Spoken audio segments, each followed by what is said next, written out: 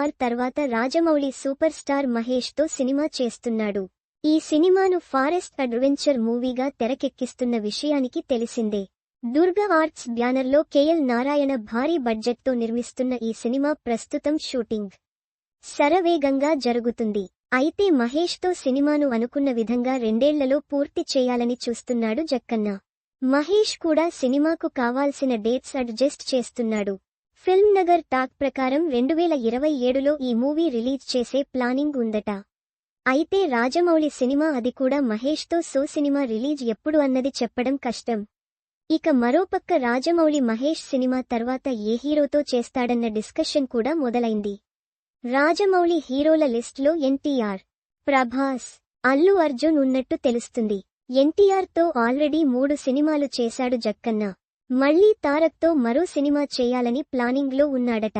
Mahesh cinema పూర్తయ్యాక ఈ project line చేస్తారని తెలుస్తుంది.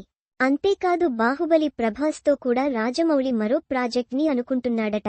ఈ ఇద్దరితోనే కాదు, ఐకాన్ స్టార్ అల్లు అర్జున్ తో కూడా రాజమౌళి సినిమా ప్లానింగ్ ఉందన్న టాక్ నడుస్తుంది.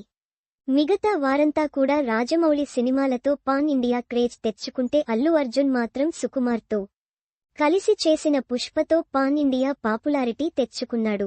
అందుకే అల్లు అర్జున్ తో రాజమౌళి సినిమా కూడా తప్పకుండా ఉంటుందని తెలుస్తుంది.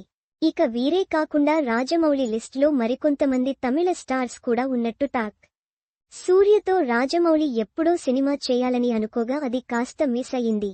మళ్లీ జక్కన్న ఛాన్స్ కోసం ఈగర్గా ఎదురుచూస్తున్నాడు సూర్య. ఇక రాజమౌళి మహాభారతం అంటూ చేస్తే అందులో మన టాలీవుడ్ స్టార్స్ అంతా కూడా భాగమయ్యే ఛాన్స్ ఉందని చెప్పొచ్చు. రాజమౌళి సినిమా, అందులోనూ మహాభారతం అంటే తప్పకుండా తెలుగు పరిశ్రమ అంతా సపోర్ట్ చేసి ఆ ప్రాజెక్ట్ ని నెక్స్ట్ లెవెల్ కి తీసుకెళ్తారని చెప్పొచ్చు.